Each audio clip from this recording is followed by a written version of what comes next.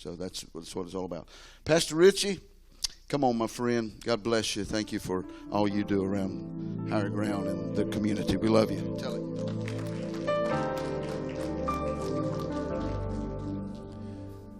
Matthew 6:19 and 20, Jesus tells us not to store up our treasures here on earth, but to store them in heaven, where moth and rust do not destroy, where the thief does not break in and steal.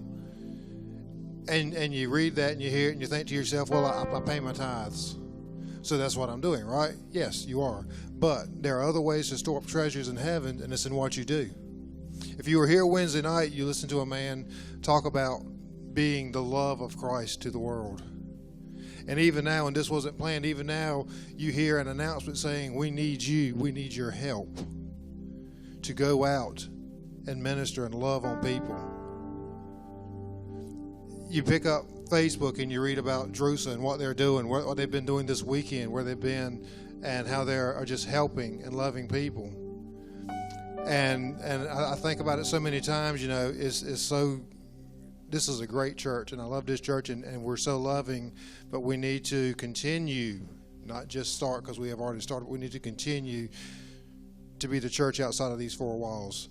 And the ministry center and Drusa and the visitation teams are all part of that. So if you want to store up your treasure in heaven, that's a good way to do it. They're asking for volunteers, and I commend them for that, and I ask anybody that was moved by Brother Gary's message, or even if you weren't here to hear it, to think about, you know, it's almost cliche now, we've heard it for so long, but what would Jesus do?